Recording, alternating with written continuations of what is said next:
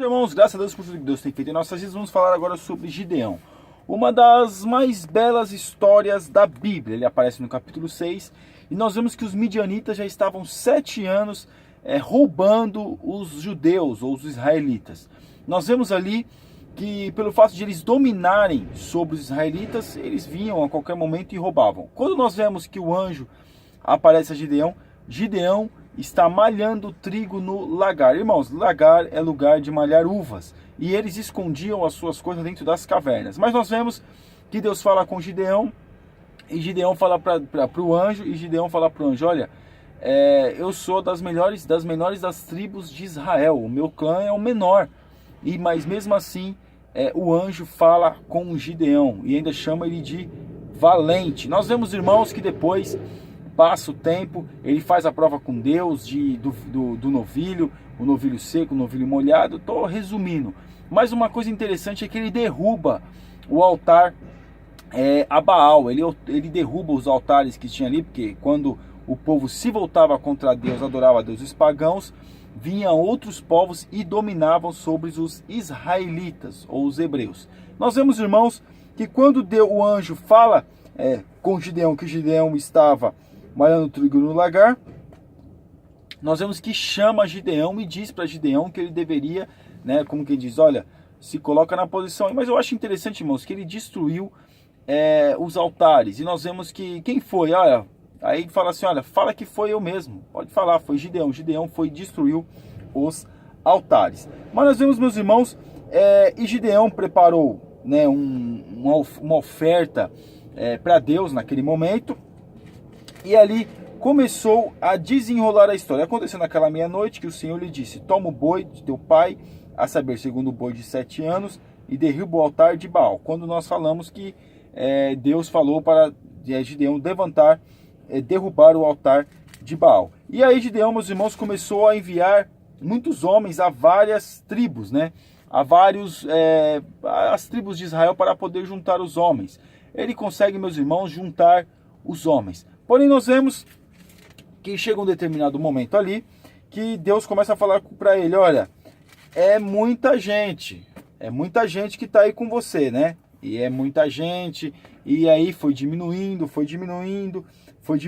e até que ficou 300 homens, Nós vemos ali que Deus fez algumas provas ali com aqueles homens, porém nós vemos que ficou 300 homens. Eles, meus irmãos, cercaram a cidade. Todos aqueles homens cercaram a cidade, fizeram cornetas, ou todos eles fizeram como se fosse o jofar, que eles, vamos dizer assim, tocam até hoje. O judeu toca até hoje. Nós vemos que ali, que quando eles estão naquele momento ali, claro, cercando a cidade, e aí um homem teve um sonho e fala que como é que foi, e aí Gideão toma coragem e fala, então é isso mesmo, e vai e começa, e aí toca a trombeta e fala, espada de Deus, espada de Gideão. E nós vemos que através de Gideão, Deus traz um grande livramento aos hebreus. E nós vemos ali que depois que Gideão, através de Gideão, Deus usando Gideão,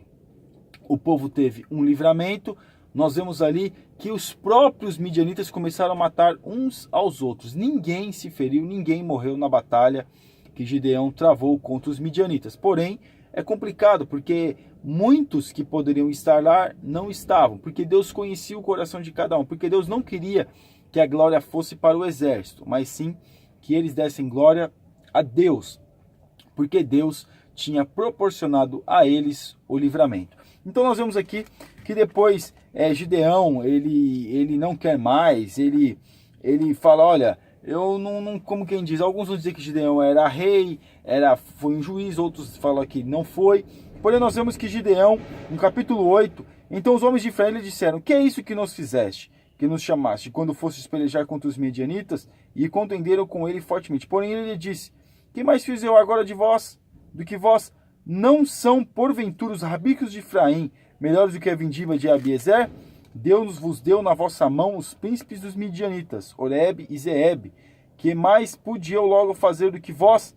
Isso no capítulo 8. Então a sua ira se abrandou para com ele, quando falou esta palavra. E como Gideão veio ao Jordão, passou com 300 homens com ele, estavam já cansados, mas ainda perseguindo. Eles, meus irmãos, perseguiram ainda aqueles homens.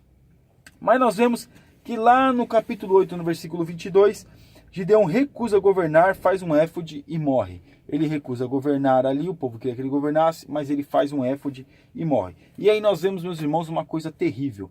Abimeleque matando os seus 70 irmãos para poder reinar em Israel. Gideão, um grande homem, porém chegou no final da vida dele, alguns vão dizer que não foi tão bom assim. Mas nós vemos, meus irmãos, que ele, Deus, através dele, conseguiu dar um grande livramento aos povos de Israel. Amém, irmãos? Que Deus abençoe.